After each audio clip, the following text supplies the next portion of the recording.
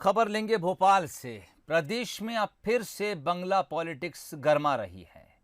PC Sharma की तरफ से एक बयान सामने आया है। वो कह रहे हैं कि जूनियर विधायकों को मंत्रियों के बंगले दे दिए गए हैं। इसके अलावा उन्होंने कुछ मांग भी रखी है। उनका कहना है कि जो मंत्री विधायक चुनाव में हार गए हैं उनके बंगले खाली कराए जाएं। शिकायत यह भी है कि मध्य के विधायक को दक्षिण में भेज दिया, दक्षिण को मध्य में कर दिया। आरोप लगाया है कि बीजेपी के लोग डिक्टेटरशिप कर रहे हैं। क्या कुछ कहा पीसी शर्मा ने, सुनाते हैं। यही तो डिक्टेटरशिप है। मैं उस क्षेत्र का विधायक था, मुझे लाके मध्य में डाल दिया इन्हें। जो मध्य का विधायक है उसको दक्षिण में दे दिया, जो उत्तर का है उसको पता नहीं कहाँ पश्चिम में दे दिया। तो इनका कोई मापदंड नहीं है ये तो। और जो इनके एमएलएस थे, जूनियर एमएलए 1 साल के, उनको बड़े बड़े बी टाइप के मकान दे रखे हैं।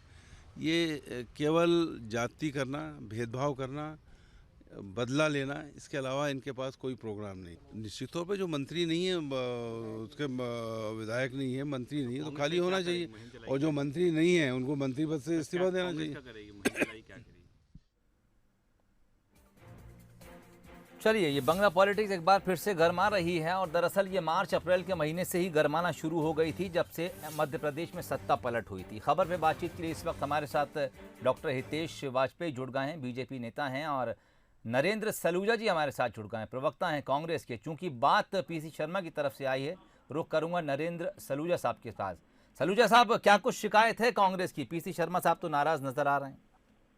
शिकायत नहीं है। जो एक परिपाटी भाजपा सरकार ने स्थापित करी है, हमारी भी सरकार रही 15 महीने, हम भी चाहते तो इनके कई मंत्री जो नहीं थे उनके बंगले खाली करा सकते थे। विश्वास सारंग से लेके भूपेंद्र सिंह, तमाम बड़े बड़े नाम है। लेकिन हम इस तरह की गंदी राजनीति, डर्टी पॉलिटिक्स में नहीं पड़े। हमने बदले की भावना से कार्रवाई नहीं करी, हमने इन्हें रियायत दी।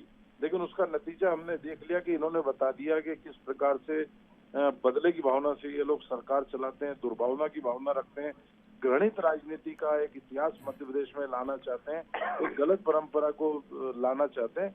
और जिस प्रकार से इन्होंने जोर जबरदस्ती हमारे मंत्रियों के बंगले खाली कराए, उससे समझा जा सकता है कि भाजपा ने एक घृणित राजनीति को जन्म दिया और एक बदले की भावना से कार्रवाई करी।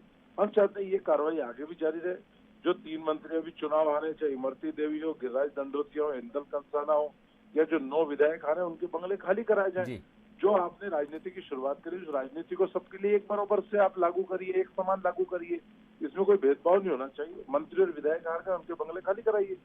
तो पीसी शर्मा जी ने गलत क्या कहा है? ठीक, डॉक्टर साहब हमारे साथ मौजूद हैं। डॉक्टर साहब, क्या कहते हैं आप, नियमों के मुताबिक खाली करा लेंगे बंगले?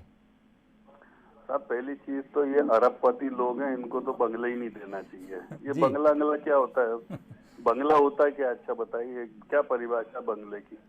चलिए, क्वार्टर के लिए राजनीति में सरकारी क्वार्टर। ये लोग इसके लिए आए क्या भाई? जिस आदमी के सर पे छत नहीं है, इनसे बुलवा लीजिए साहब, इनको जल्दी है। सलूजा साहब, हाँ। जल्दी नहीं है। यदि कोई गलत कमेंट करोगे नहीं, बोलिए थोड़ी बैठेंगे। नहीं सलूजा साहब, फिर मैं बोलिए। कोई आप लोगों की सरकार आए तो डर थोड़ी है आप लोगों से। नहीं, आप लोग कुछ बोलोगे तो सुन लेंगे।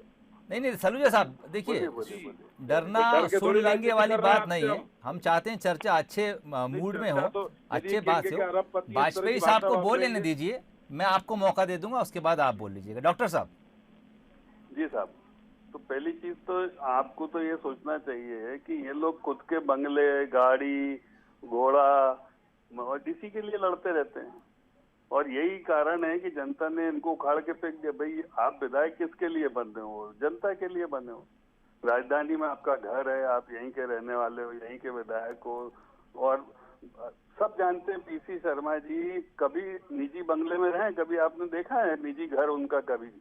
जिंदगी भर वो कब्जा किए बैठे हुए हैं। अच्छा, खुद तो किए ही हैं, अपने नाम से पीसी नगर बसा रखा है, उसमें लोगों के कब्जे करा रखे हैं। उसके बाद अपने नाम से उनके एक शिष्य हैं, उनके नाम से ईश्वर नगर बसा रखा है, उस पर कब्जे करा रखे हैं। ये सब बहुत किंग कॉन्ग लोग हैं, इनके चेहरे पे मत जाना आप। तो ये दुर्भाग्य है कि कांग्रेस के ये एमएलए जो हैं, ये स्वयं की सुख सुविधाओं और आसक्तियों के लिए ही सरकार का रुख करते हैं। 96 लोग हैं, लेकिन कभी नहीं देखोगे आप किसी मंडी में बैठ के बात कर रहे हो, कमलनाथ जी का पता ही नहीं कि हैं कहाँ हैं। उनको भी एकड़ों में बंगला चाहिए। आपको पता है ना उनका कितना बड़ा बंगला है वहाँ पे श्यामला हिल में, कोई नहीं रहता, अकेले रहते हैं वो।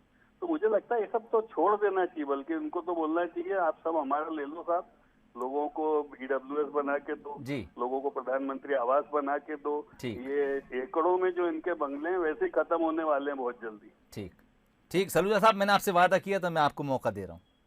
शिवराज सिंह का बंगला, साधना भाभी का बंगला, किरार समाज के नाम पे बंगला, 74 बंगले में बंगला, श्यामला हिल्स में बंगला, जरा उनके बंगले गिन लो आप, कैसे अयोग्य लोग उन्होंने बंगले दे रखे हैं, देख लो आप। पूर्व मुख्यमंत्री के बाद भी कितने बंगलों पे कब्जा करके रखा, वर्तमान मुख्यमंत्री के बाद भी कहाँ रह रहे हैं। करोड़ों की संपत्ति, विदिशा का डेयरी फार्म देख लो शिवराज जी का, इतनी नैतिकता हो, करोड़ों रुपए की संपत्ति बना ली, फूलों की दुकान बना ली, जरा छोड़ दो बंगला।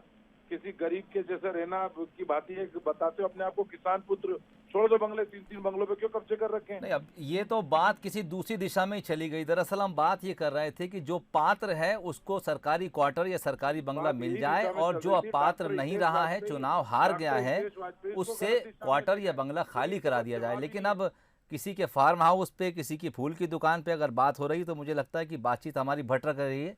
दोनों मेहमानों का बहुत बहुत शुक्रिया बातचीत के लिए। तो दरअसल PC शर्मा ने इस बात को लेकर ऑब्जेक्शन जताया है कि अब कांग्रेस की तरफ से जो लोग जीत कर आए हैं उनको बंगले या क्वार्टर अलॉट होना चाहिए, वहीं बीजेपी के जो मंत्री हार गए हैं उनको अपने पद से इस्तीफा दे देना चाहिए और अपने सरकारी मकान, बंगले या क्वार्टर जो भी हैं वो अब छोड़ देना चाहिए। अब इसी को लेकर अब सियासत गर्म नजर